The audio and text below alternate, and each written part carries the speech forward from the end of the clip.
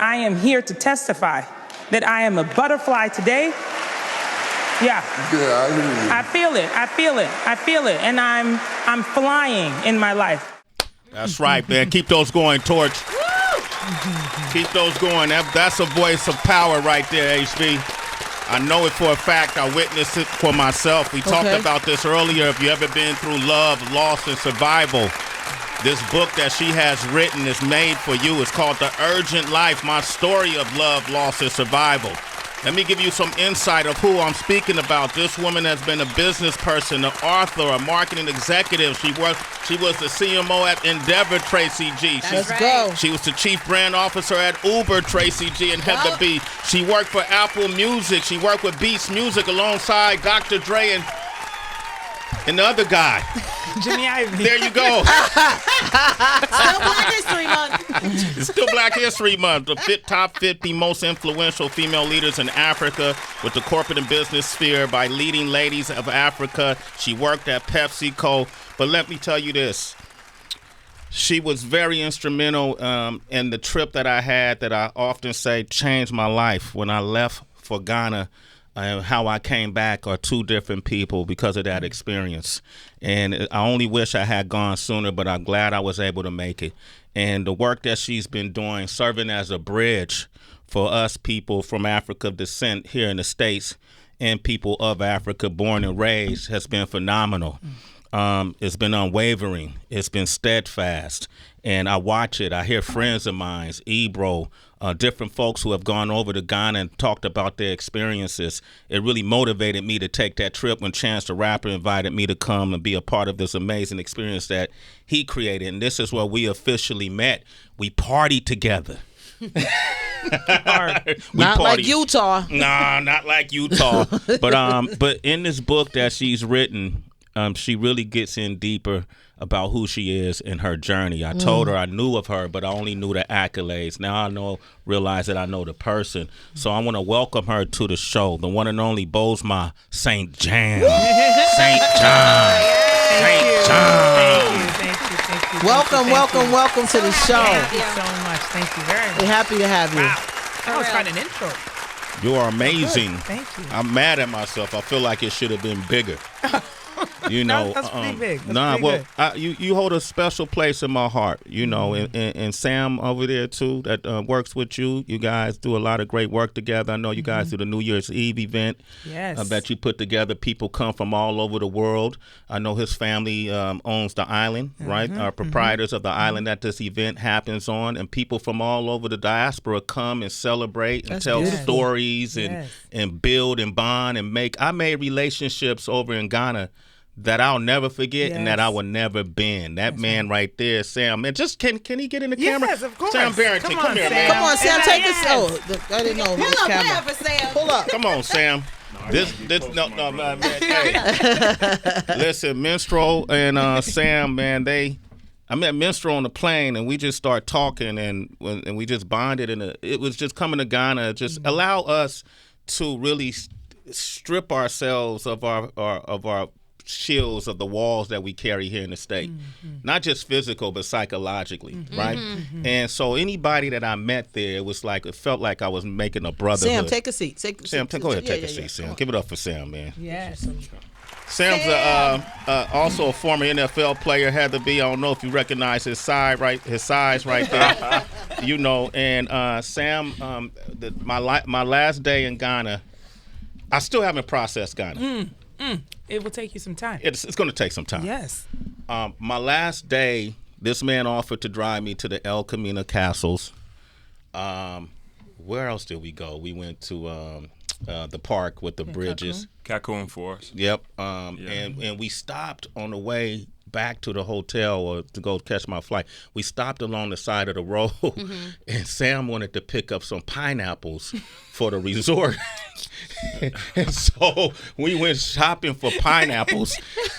There's some fresh pineapples, not in no plastic containers. You never had them before, though. I'm telling you, it's worth the stop. It was worth the stop, and I sat and I said, "Hey, man, I'm gonna go ahead and sit over here." And I sat and just kind of observed the scenery and the environment around us. And one of the things I love most of these townships, people have monetarily less than we have, but they looked happier than most of the people I know that I see in our own environment. That's real. You know, and I got to shake hands with kids and try to communicate with folks. You know, folks spoke English the whole nine. So that trip we took, man, it stuck with me in my heart. So I'm forever indebted to you. Okay, so you a brother to me now. Okay, Sam. Welcome to the fam, Sam. Sam's all right with me. Sam, say something, man. Say something, man. You know, like you, man, I mean, you sat and you watch Africa for years, right, from afar, and it's the same thing. And, you know, I've sat and watched you from afar. So I was with admiration, right? So I didn't grow up in the music or entertainment industry. I played sports all my life and had the opportunity to transition into business. And so when the opportunity arose to take you there, I didn't look at you like I'm taking sway. It's another black man who's essentially you know, I don't got all my words together this morning, but who's been lied to, right? Yeah. And so this is an opportunity for me to, you know, help him see the truth. Yeah. And so I wanted to give you the raw experience, not the tourism experience. So one of my family members bought my pickup truck over, and we took a little drive out there, and we got it in, and some of the things that happened that day, I mean, some of the things that we were able to see, some of the people that we were able to connect with. For me, I want to do that 1 million times for 1 million people, right? Because I believe you have to pay it forward, and you have to continue to push the agenda that we can go and have the life that we so choose to have in America. That's sometimes difficult. We can have that same life back home. Absolutely, man. Sam Barrington, give that man a round of applause. Minstrel Raymond came with us, and we just had a whole, in the process of that, we covered so much hip-hop, my brain got fricasseed. These guys was asking so many questions, right? Yeah. And so that's amazing. But can I call you what everyone else calls you now? Or what's that? Boz. Oh, yeah, okay. Of course. We're family. It's fine. You were born in Connecticut but raised in Ghana, right? Yeah. Okay. What was talk about culturally? What's some of the differences in Ghana, being raised in Ghana, than we experience here in the States? Well, I mean, when I was a kid, like you said, I was born in Connecticut because my dad was getting his graduate degrees. And when he graduated, he's a Pan-Africanist, you know, and so he comes from the same area that Kwame Nkrumah came from. He believes in, you know, Africa for Africans, not meaning just those who are born on the continent, but every black person. And so, for instance, like, you know, a lot of Africans have adopted English names, you know, as like a first name. So when you go to school, they call you by your English name. When you're at home, they call you your Ghanaian name. And he refused to give us any English names, you know. So as soon as he was done with his school, he was like, look, I'm going back to the continent, which was actually quite a shock, I think, at the time, because what was happening is, remember when W.E.B. Du Bois talked about the talented 10th? Yeah. What was happening was that people were taking the top 10% of talent, right, out of the continent and putting them in the diaspora. So what would happen is you would promise them a better life somewhere else.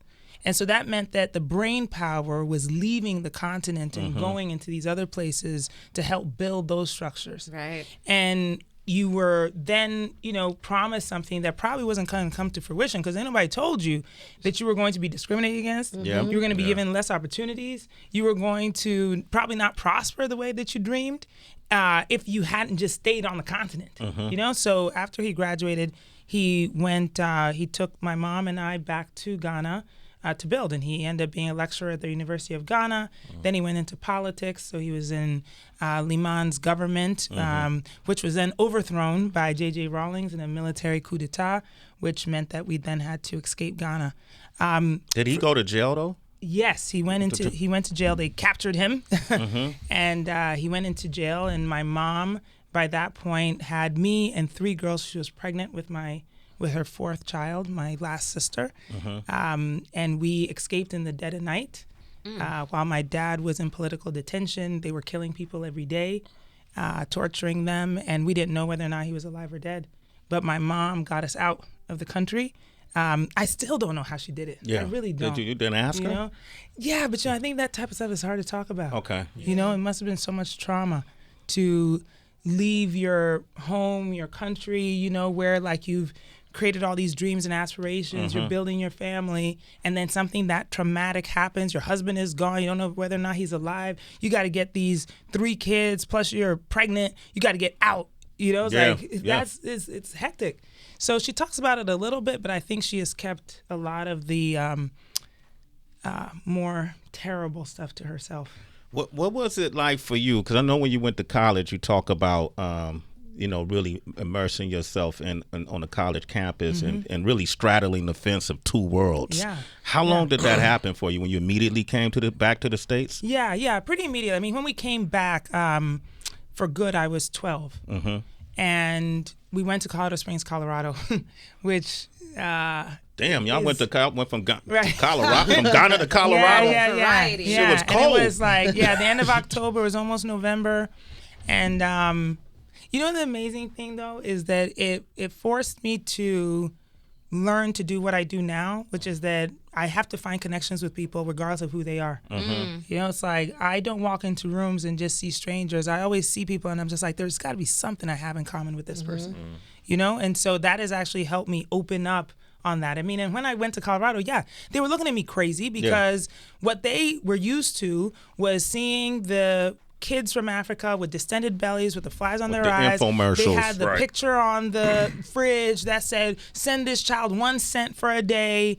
So they looked at black faces every single day and assumed that they were less. Assumed that their worth was less than their own. And so by the time I showed up, they had all kind of questions, but I really don't blame them because they hadn't been told anything else. Yeah. So when they said, like, "Is this the first time you've worn clothes?" And I looked at them like, "You don't know that we created thread? Wow. Yeah. Did you know that we created fabric? Yeah. That like kente cloth is the oldest living type of material there is? You don't know that?" Or that they said like, "Oh, do you eat monkey brains?" And I'm like, you have no idea the kind of cuisine that we have on the continent. Clap that up, Torch. Okay? Or they asked about, like sports or music or any other thing that they thought was new to me. And I'm like, no, I don't know your stuff, but you don't know mine either. So you can't call me like the ignorant one. Yeah.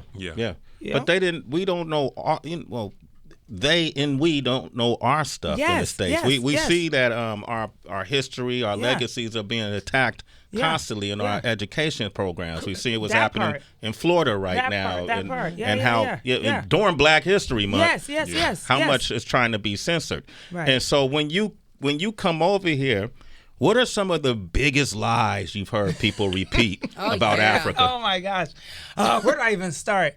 But also, I also want to say the fact that I realize that we've been lied to, all of us, but we know that. Yes. So like, why don't we take it upon ourselves to educate? You know what I mean? Or at least be open to a different narrative. There's way too much of the divisiveness that I still feel. When I tell people that like, "Oh, you should come with me to Ghana," and they'll be like, "Oh, I thought Africans hated Black people. They hated, African Americans." And I'm just like, can we stop that, please? Yeah. Like, can you come and you tell me whether or not you feel hated. Don't listen to the talk and the narrative, because those are still lies that people have been trying to feed us for 400 years. Yeah. It's the same divisiveness. If they can keep us apart, then of course they can control us. So for me, it's like, look, that's one. The next is that, actually I got this from the current president of Ghana when we met in 2017. He was here for the United Nations General Assembly. And in 2017, he was petitioning to have 2019 marked as the year of return. Right. Because it would cement 400 years since the beginning of transatlantic slave trade. And he wanted a year of return because he said, look, everybody of African descent in the entire world should come back to Africa. Yeah. Not necessarily to live. He wasn't saying like, we're taking everybody back. He was just like, look, I need you to touch the soil. I need you to feel where your roots are. And then you can go back out. But the thing that he said during his speech that really changed my perspective and made me realize that as an adult, I can do something, because don't we all feel powerless sometimes? Yeah. You feel like society is so, messed up, and it's like all of these issues that you're just like, well, we need bigger policies about. You don't feel like you as an individual can do something. Yes. But when I heard him say this statement, I was like, oh, I see. I need to use the power that I have, the talent I have as a marketer to change the narrative. He said, until the continent of Africa is respected, no person of African descent anywhere in the world will be respected. That's and I real. was like, he's right. Yeah. And it took me back to when I was 12. And all of those pictures of the kids with distended bellies. Don't think that just because you come from Brooklyn or you're from Detroit or you're from Orlando that they see you differently than that little kid with distended bellies who is worth 1 cent. Yeah. Don't ever make that mistake. So as soon as I heard him say that, knew my own experiences here, I was like, oh man, I've been doing marketing for all of these big, enormous global companies. I'm in charge of the marketing. Like, I have budgets that are huge. Why can't I use my talent to help change the narrative of Ghana, for one? Yeah. Africa as a general idea and concept, and Black people as an even bigger one. I can do that. Yeah. I love it, man. Give it up, y'all. Bozoma Saint John is here. Sam Barrington is here. And I tell you, I'll be honest with you, Boz. I have not. My sister, my older sister, my older brother, my sister is very spiritually grounded, and we've been trying to find the words of this pilgrimage I took, to Ghana. We trace back our history to Ghana, Nigeria, Benin, all these Mali, these different places. I've never felt the feeling I felt when I landed in Ghana. I'm telling you. I can't even put it to words. Yeah. It was, all I saw was Black folks. Yeah. Everywhere, at every stage, from government on down. It was amazing. And when people looked at me, it wasn't with any prejudice. No. So do you know what that feels like? Growing up in the United States? Yeah. And people were so, in my case, I didn't realize how influential my career had been in Africa. So it was so many people coming up to me from Ghana. It humbled me. It really humbled me. I walk with that anyway, so that people can approach me. But it was, I'm already, I want to buy property there. My auntie, my cousin Brenda, I met her at the hotel we were staying at. Yeah. She moved to Ghana maybe 3 years ago after our big cousin Bertha, her mother, passed away. And the whole family looked at her like, what are you doing? Yeah. You're going to move to Ghana? Do you have a plan? And I told her I was coming. No one's from the family seen her since then. I got a chance to hug. I was the first person from the family to see her since she left for Ghana. And it was so many things was happening for me. Chance the Rapper's family, the whole nine, Sam, the whole nine. So I've been encouraging folks to not only go visit, but to invest. Yes. My cousin bought property there. She's building homes there. Why not? Why not bring it all back? Bring a lot of it back to Ghana. Reading your book, when I start finding out more about you, I want to say thank you for sharing so much. I'm wondering the urgent life, my story of love, loss, and survival. When did you start seeing life through that lens from a place of urgency? Yeah. Well, like we've just been talking about, it's like, and you said this as well, that the accolades. Yes. The headlines. It's like in the business world and the corporate spaces, I'm known as one thing.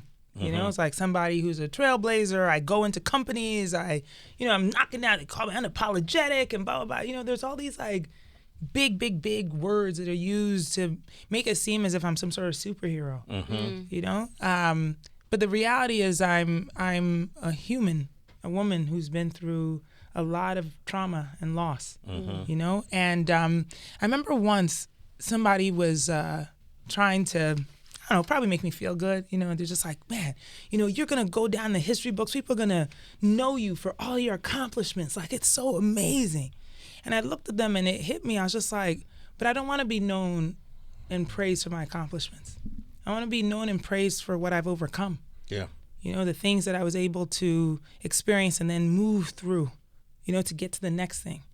And so I started writing the book probably a couple decades ago in my head, through experiences. But 2 years ago is when I put pen to paper, and started writing, because it just felt like, especially at the start of the pandemic, people were going through so much type of loss, some through, illness and family members and friends dying, but also like loss of identity, loss of community, like, your whole mind was kind of screwed up. You were sitting at home. People were in a panic. Things were happening, and it just brought it to light that I wanted to write about the fact that, yes, you can go through loss, you can go through trauma, but you can still survive these things. And not just survive, you can thrive. But I would say that the moment that I really understood what urgency meant was in 2013 when my late husband was diagnosed with cancer. And for me at that time, like, look, I was still very active. I've never been a patient person. Yeah. I've always been like, if I want to do something, I'm going to do it right now. It's like, hey, you want to go see something? Let's go. Like this minute. I'm not waiting for anything, right? But urgency took on a different meaning about intention when, you're looking at somebody who you love, who you've built a life with, who is facing the end of their life, and they know it, and you know it. And the days are numbered. And the thing is that, like, we say it all the time, right? We're like, carpe diem, seize the day, live every day like it's going to be your last. You never know. But it's like, we don't really live like that. Yeah. You say it all the time. You do, you say it, but you don't really live it. Because if you knew that next week was going to be it, what would you do differently today? I wouldn't be here right now. Then you might want to think about that, Sway. Because I don't, right? But my point is that, like, thanks for the heads up. right? I'm like, yeah, right. I'm like, look, but it's kind of a joke, but it's kind of serious though. Yes. It's like I say this, like, especially because in my corporate career, again, it's like I've been known as moving from this company to that company and taking on this and taking on that. I'm like, as soon as I start to feel those Sunday scaries, Sunday night comes and I'm like, I don't want to do that thing tomorrow morning, or I'm going to a meeting. I'm like, I don't even want to see these people. Oh no, it's time for me to go, baby. I'm not sitting around feeling those feelings. Like, I'm going to live the life I want. Like, I'm going to be passionate. And that goes for jobs. That goes for relationships. That goes for situationships. That goes for all of the things. I'm like, if I'm in a situation that I don't feel good in, what am I waiting for? Why am I going to wait 6 months? For what? So you can prove to me that I'm right? Were you like that prior to your husband being diagnosed with cancer? I was always impatient.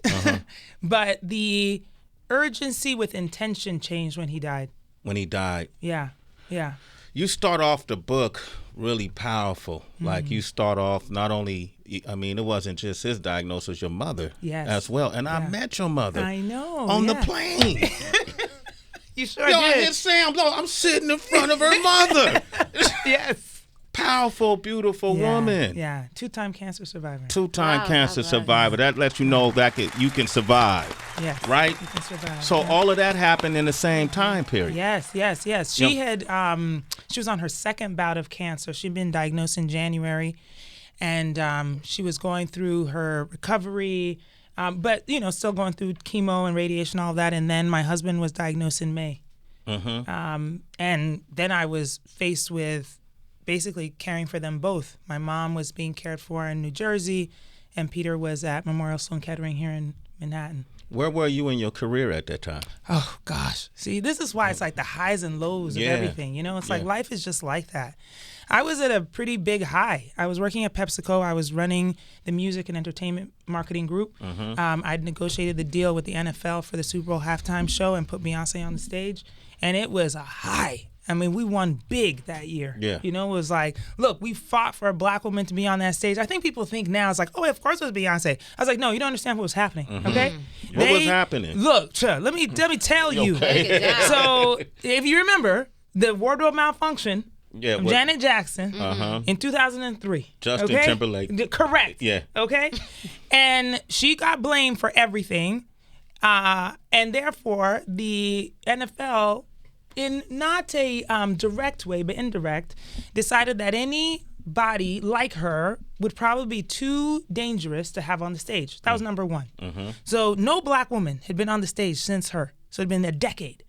Next, they were like, we don't think that she will be commercially viable. Beyonce. Yes, because she wouldn't attract the audience that they were going to garner. So it was a fight. It was a fight to get her on the stage. But we did it. And then on top of it, it was like she, of course, was doing her thing, and Barack Obama was being inaugurated that year. Yeah. We all went to the inauguration. She was singing on the stage, but look, if you're an artist, it's like, sometimes you use a backing track, especially if you're outside and the wind is blowing and all that stuff. So she used a backing track. The wind carried her voice off, so all you heard was the backing track, and they said Beyonce can't sing. Oh, yeah, I remember. And then it was like this big controversy. And then now we get the NFL saying, we told you. Yeah. Like, not only is she not going to be applying to like the customers we have, but like she can't sing. We got this, big like controversy happening. So it was a fight. Wow. And by the time she got on that stage and crushed it. I mean, there was no question after she was done that she not only deserved to be on the stage, but that it would be a legendary performance, one that we talk about for years to come. So, and then we were like nominated for an Emmy. I mean, it was like everything was happening. And then my mother had cancer, and so did my husband. So I was managing all of those emotions, the highs and lows at the same time. Wow. Oh, man. Bozoma Saint John is here, y'all. One of the things I read in your book is around that time where you had to deal with your first lesson. That's what you said. The first lesson I learned was I have to face it. Yeah. What did you mean by that? Well, that's like the boogeyman. Yeah. Or whatever you call that fear. I think sometimes, our natural instinct is like shut our eyes and run from it, right? Because that's easier. I think the thing that it is in your head most of the time is worse than the thing that actually is, right? But let's just pretend for 1 second that it is as bad as you think it is. The boogeyman is uglier, smellier, scarier than you assume. You should know what it is. Like, you should look them dead in the eye and know exactly what you're faced with. And then you can figure out, okay, am I going to run? Am I going to lay down and play dead? Right. Am I going to roll under the bed? Like, what am I going to do? But you have to face the thing. And that's what was happening to me. You had to face his death. Yes. Had to face it head on. Yeah. And say, okay, like, this is not the life I thought I was going to have. I didn't think I would be a single mom. I didn't think that I would have to be a widow. Who wants that title? I didn't think I would have to explain to my child for the rest of her life what her dad was like, or do any of those things. I didn't want that. But I had to face it, and I couldn't run from it. And then plus, time was running out. We didn't have time. Yeah. So it meant that I had to, like, again, I said, I had to be intentional about what we're going to do, the big things and the little things. I find, and I'm asking you these questions specifically because I think if listeners who have, and I asked that question before the interview, if you ever gone through love, loss, and survival, she's been through it, and through her experience, maybe you could learn how to get through yours. Anyone with a child at some point got to say, hey, he's no longer going to be here. How do you tell your child? Right. Oh, man. Well, it was probably the best advice I got, actually, because as a parent, as a mother, as a father, you want to protect your kids from everything bad. You don't want nothing bad to happen to them. And if something bad is happening, you want to cushion it as much as possible, protect them as much as possible. But the best advice I got was that I should tell her, be honest with her, use the real words, because if you say like, oh, daddy's sick, then every time somebody has a cold or somebody has like a pain in their elbow, she thinks they're gonna die. Yeah. So you have to say, daddy has cancer and he's going to die. And she didn't understand the concept. She was 4, she just turned 4. She didn't know what that meant. And I think maybe that was one of the biggest griefs that I felt early on. Even before he passed away, I was like, man, she doesn't even know what she's losing. Yeah. She like, my dad is around. We have a great relationship, a complicated one, but it's like he's here and I'm a daddy's girl. And I was like, man, she's not going to have that. Yeah. She's not going to have a daddy to tell you can't move in the apartment with that boyfriend. Okay. Shame the family. She doesn't have it. It's like, and the thing is, I just kept thinking of the future. I kept thinking about like, what happens when, what happens when she has her first crush? Yeah. What happens when she wants to go to the daddy-daughter dance? What happens when she's playing in that game and she wants her dad to watch her? Or what happens when she gets married? You know, like all of these things that I was thinking about in the future about how to explain to her so she understood the weight of it. But the truth of the matter is that none of us, not even me, I didn't understand the weight of what we were about to face. Yeah. You know? So that's why it's even more important to live in the present moment. So then, yes, I was like, look, Daddy's going to die. We don't know when that is, but it will be soon.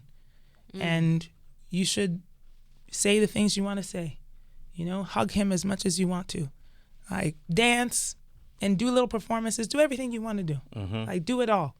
And, of course, she didn't understand the weight of that, but I have lots of videos of her dancing in his hospital room that she loves to watch now. You know, I have her sitting on the floor while he's reading her a story. You know, like all of the things. I really wanted her to do them, and then later on she would have it. You say that in the book, later on in the book, to make sure you take pictures and do videos, savor every moment, Every right? moment. Do all of the things. You have to. Okay, I'm going to open up the, Tracy, you want to talk to Bozoma? Yeah. Oh, my goodness. You're mesmerizing. Oh, thank you. I appreciate your essence, everything that you've endured, that given you so many lessons that you also share with us. I really deeply appreciate Thank you very much.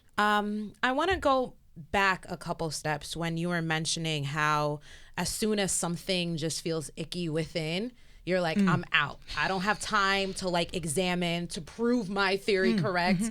And I feel that. I do also think that there are some times for folks where they are maybe chasing more all the time. It brings me back to Michelle Obama did a conversation recently, and she was talking about how for a lot of young people who enter marriages, maybe they presume it's going to be easier than what it is. And what she sees is that they leave when the going gets tough. So I'm interested in what is your process of discernment when it comes to deciding in this moment, do I pivot my perspective or do I really just pivot my position where I leave? Yeah. Oh, that's a great question. So here's the thing is that intuition is such a funny thing. It's like any other muscle in your body. You know, it's like if you lift weights, you know, do bicep curls, you're probably going to grow your biceps. Right. If you pay attention to your intuition, it is going to get stronger. It's going to get louder. It's going to get more clear. You know, and that is actually the difference of understanding what is your intuition actually telling you about the danger of a situation or about the need to move to a different destiny versus like your, what I would just call your emotions.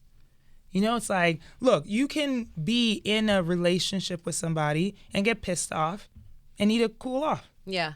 You know, and some people will be like, oh man, I'm so pissed off, I don't want to, and I'm out. That's not what I'm talking about. I'm talking about the intuition that tells you that this is no longer serving me. This situation I'm in isn't growing me. It's not supporting me. I don't feel loved. I don't feel encouraged, and I need to get out. That there's a big difference between what your intuition tells you. The thing, like it happens to me in my gut. Yeah. It happens to other people in other places. You know what I mean? But you know, in my gut. So I have a very, very strong intuition, and that is why it's like, even in meeting people. You know, have you ever been in a situation where somebody's like, oh, you know such and such a person because they do this and they do that and blah, blah, blah, blah, blah. And then you meet them and you're like, the vibe is off. Right. You know what I'm saying? But guess what you're going to do? Oh, yeah. Give them your number. You're going to have lunch. Because that person said that they were important. Oh, I don't do that. I don't do that anymore at all. It's like as soon as I enter a space, I meet somebody, I don't care. It could be the president of the United States. And I'd be like, see you later. You know what I mean? Like I don't have the need. Deuces. Yeah. For sure. No, I don't have the need to prove my intuition wrong. Was there a defining moment where you went against your intuition that put you on this course? Yeah. There have been many of them. Yeah. You know? I mean, I think for all of us, you could probably pick up a couple of things where you're just like, I knew I shouldn't have done that. Yep. But you did it anyway, and then look at you. You know? You know? But but the thing is, the funny thing is that my intuition has been so right on so many things that other people told me that was a bad idea. I mean, and I could just talk about my career and that would be enough. Yes. You know? Like literally no, let me think about this. Actually, I don't think there's any job I've ever taken that people were like, that's a good idea. And I know that sounds crazy because no, not even Netflix. Because Netflix, I took that job in June of 2020, at the end of June. We were 3 months into the pandemic, I was already the chief marketing officer of Endeavor, which is a parent company for a lot of big companies that people know. It's like WME, which manages a lot of artists and actors and athletes. They own the UFC. They own New York Fashion Week. They own IMG. Like, it was a big job, a very comfortable job. I'm the CMO. We're going to go public. I mean, it was like everything was fine. And then here comes Netflix, and they're, you know, courting me and made me the offer. And people are like, girl, it's a pandemic. The panoramic, the Panasonic. You don't want to change anything, you know, like, what you gonna do? And then my other CMO friends, because, you know, it's a little community of us, they were like, you know, the pressures of this job. You know, the job is about 24 months, 36 months is usually the life cycle of a CMO. It's a high pressure job. And they were like, you want to go into a job where you don't know anybody, you won't see any of your team, you won't be able to, you know, get in rooms with people so they know your intention. You're a Black woman in these jobs. You know what it's like. Yep. And you want to go over there. You'll be out in 6 months. Why would you do that? That's what they told me. But I talked to Ted Sarandos and Reed Hastings, who are the co-CEOs of Netflix, and I knew I had to go. I knew it was the job. I knew it was the next place to be. And everybody thought it was a bad idea.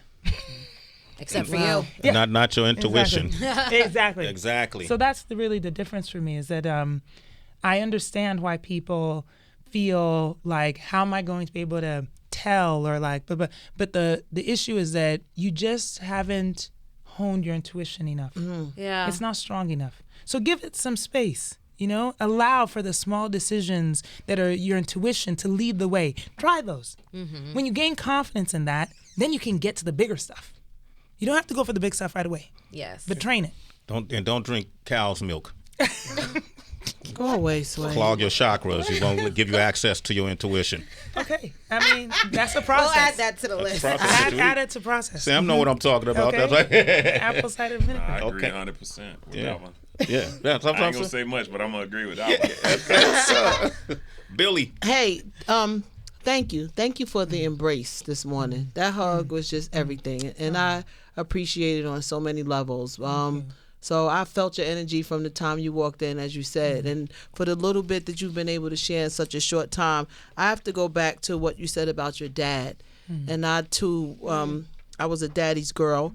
And I heard what you said about your mom. And I'm wondering, to me, what stuck out is that your dad decided not to change your names. And I was like, yo, the boldness and the pride in that man, that has to rub off. Yeah. And with a kid from a young age. And then your mom, I hear survivor in my spirit and in my heart.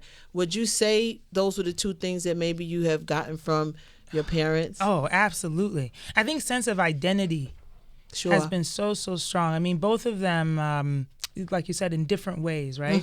Because for my dad, even with the name thing, that was a very strong decision. Because at the time, think about culture, you know, and everybody's naming their kid all these English names, and he's like, no, I'm gonna go with tradition, you know? And he didn't give us, like, there are differences in names in Ghana. It's like there are the day names, which everybody has, right? It's like you're born on a certain day of the week, and you're a woman or a man, you get a name, right?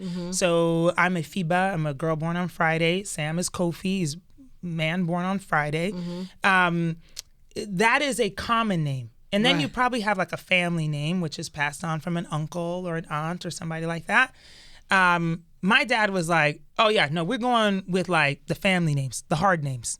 The names that's like, you know, you can't, like if you mess up, we know we don't trust you. That's the kind of name. Oh yeah, he was that serious about it. That. And not only that, he had an English name and he abandoned it. He was like, I'm no longer going to be called George. Can you imagine an African man named George? Get out of here. You know what I mean? So he was like, I'm done with that. And my mom was Evelyn and she was like, yeah, I'm done with mine too. So they both abandoned their names. Now, the thing about my parents is that by the time we got to Colorado Springs, Colorado, in this very white environment, they knew, of course, we were at formative times in our lives, right? Their kids were. So I was 12, 13, 14, 15. And as you can imagine, it's like at that age, you remember what you were like at that age. You just want to fit in. You don't want anything different about you. You know what I mean? But here we were in this place where I couldn't be blonde. I couldn't be white. I couldn't be like anybody else. And I remember actually a very specific day. It's burned into my memory forever. I I was gonna have like my first like sleepover. You know, I finally broken in. Finally, these little white girls were like, okay, we'll come to your house. You know what I mean? You know how hard this shit was? So finally, you know, it's like I'd broken into the inner sanctum of these white girl cliques. And they were going to come over. And I'd gotten home and I was so nervous. And, you know, it's like I was just trying to get the Nintendo together and the things, you know, to like play. Right. And I could smell my mom cooking some food in the kitchen. And I was like, that is, oh no. Take the McDonald's. Where's McDonald's? Oh no. Look, throw French fries around the house. Look, I remember the exact moment. I ran, and look, my mom is she's not a easy woman. She's not gonna be over here cowering. She's very, very. What it is. Look, you don't tell. You know what I mean? Yeah. You know what I'm saying without me saying it. Yeah. Okay. So it took every bit of courage for me to go into the kitchen. No. Sway. Oh yes. And I said, Mom, would it be possible today for us to just order some pizza for my friends? Because they won't eat this food that we eat. And she turned to me. And she said, okay, now, when you go to their house, you eat their food and you speak their language. When they come to our house, they will eat our food and they will speak our language. That woman didn't speak English to them the entire time they came in. Okay, look, my mom speaks 4 languages. She didn't speak English not one time. And then my little friends were like, I thought your mom spoke English. I was like, she does. She's just not going to speak it to you. But the thing that it taught me in that moment was the value of my own identity. I am telling you, I do not walk into any room without it moving towards me. There you go. Because I understand my worth. That's it. I know that I don't have to assimilate to your value. You're going to assimilate to mine when I'm in the room.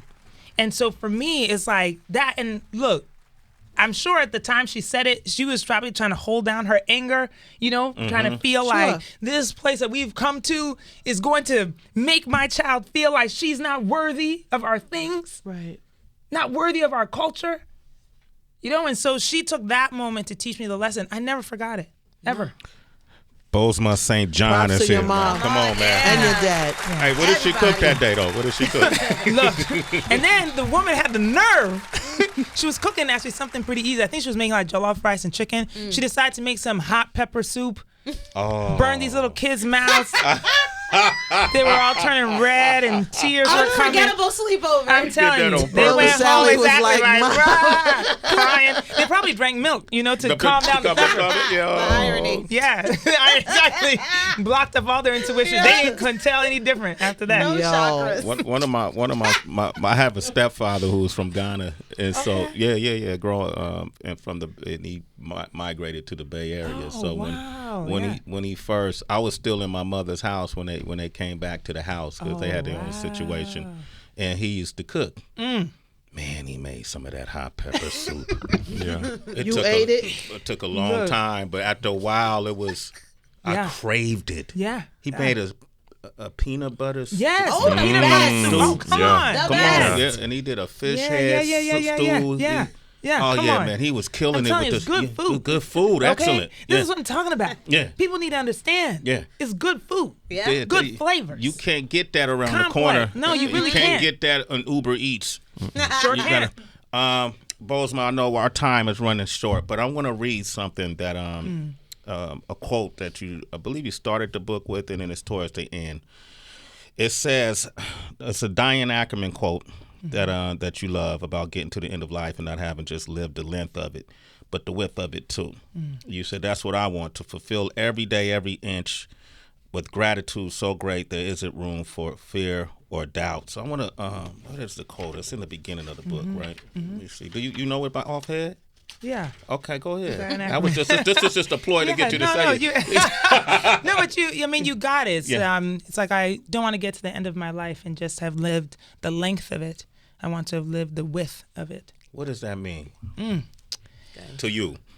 Well, I think we are all hoping for long life. You know, we all hope to get to 90, 100 years old, maybe, you know.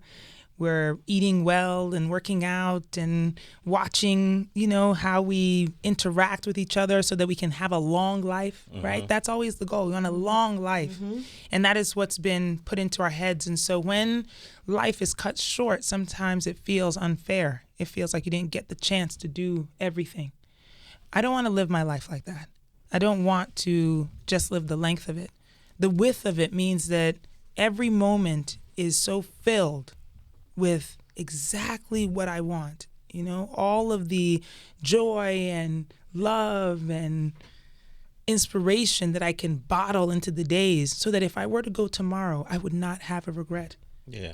That my life would be fulfilled regardless of the number of years. And that's the way I want to approach it. And sometimes it's not about like, oh, I want to go like climb Mount Everest today, or like, oh, I got to like have these big goals. No, it's like being in this room with you, meeting Heather B, like, feeling like She did get excited when I said did, you was I in did. the I room. really got excited. We got excited together. It was just mutual. That's why I said the hug meant a lot. Yeah. It meant a lot to me. And I'm like, and I will take this moment and it will sit with me. Today, such a beautiful day. Amen. Sam is here. I'm so excited that he is. It's like I want my days to feel full to the bursting, to feel like the width of it is expanding.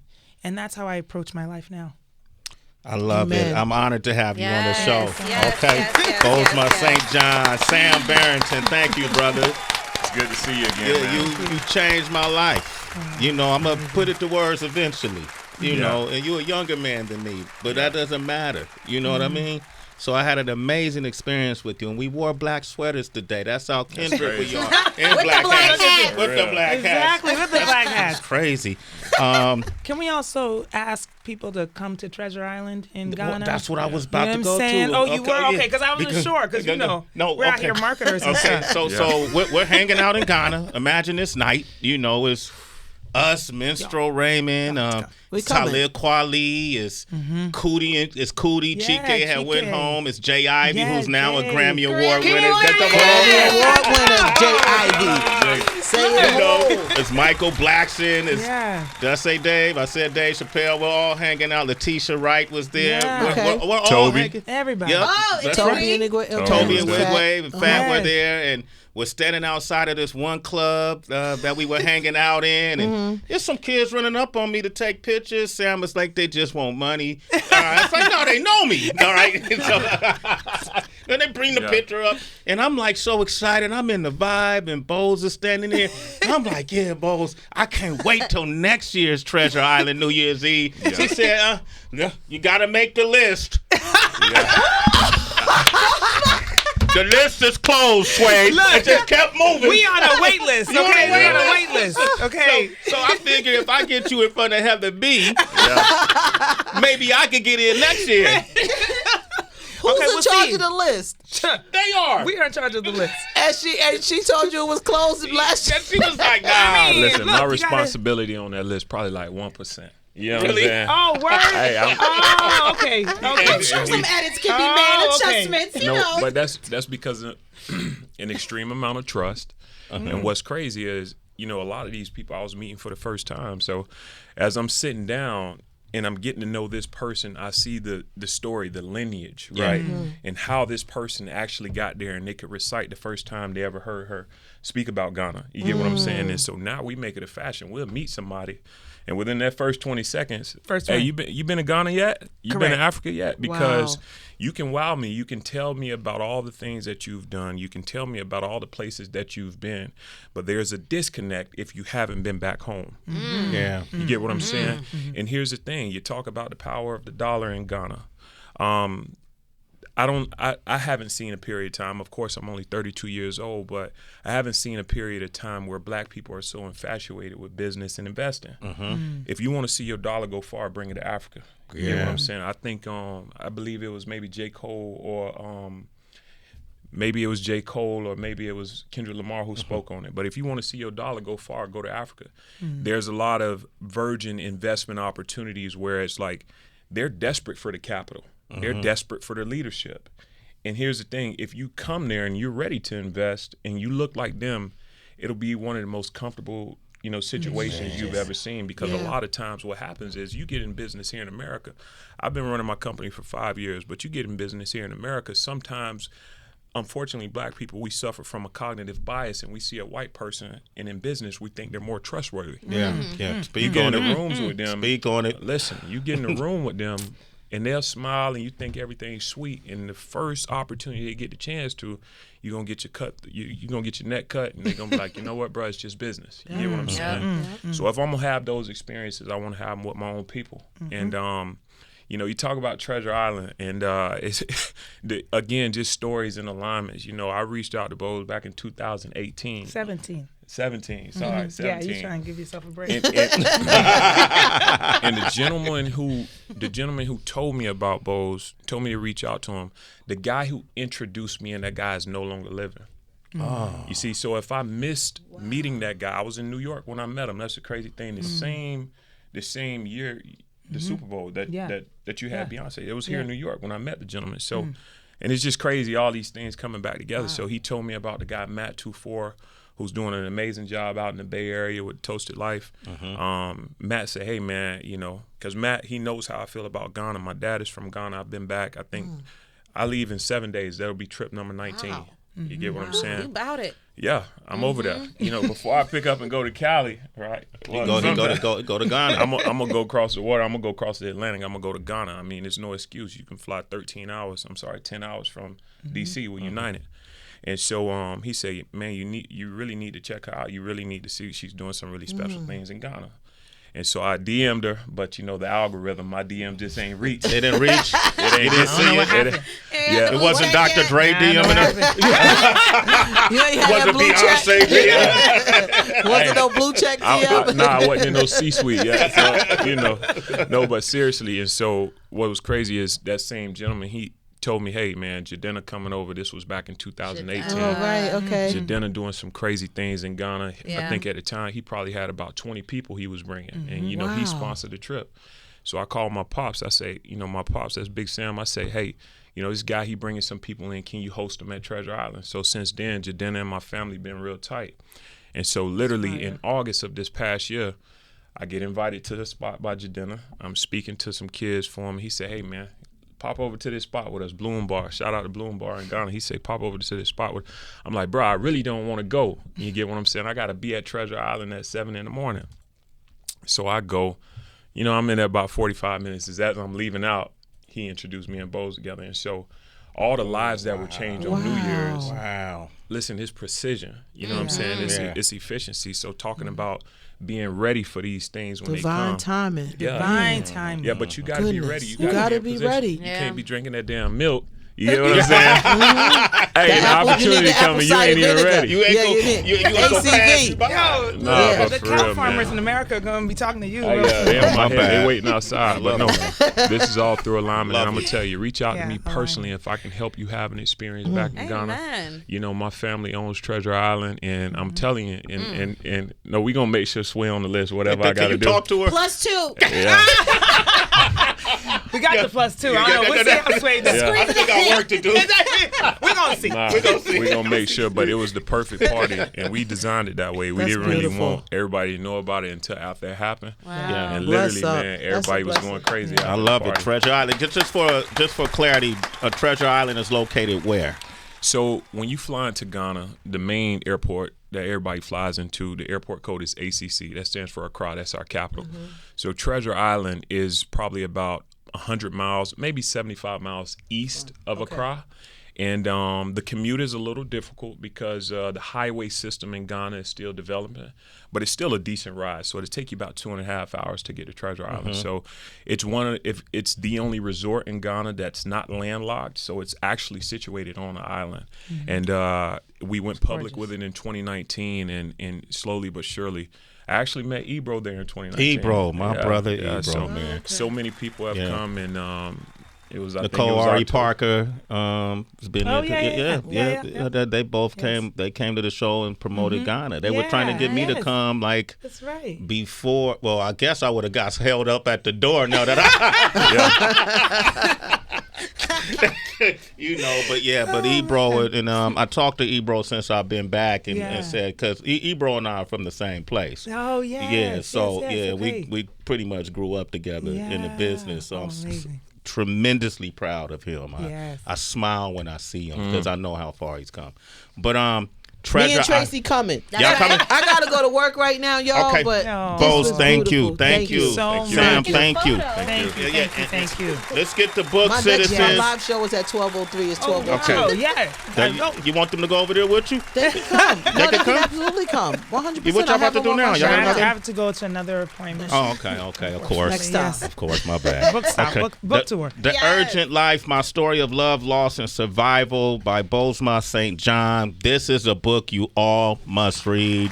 Yes. I cried, I laughed, I cheered for this person right here. She's an amazing spirit. Sam, you own a place in my heart. You and Mr. Raymond, y'all my brothers. You may not know what that means, but no, I know. Okay. You know what I'm all saying? right. It's deeper than it looks. Yeah. Okay? Let's keep it going. All right. Love y'all. Thank you, citizens, for tuning in. We'll be back tomorrow. Who we got tomorrow, DB? Don't we got somebody?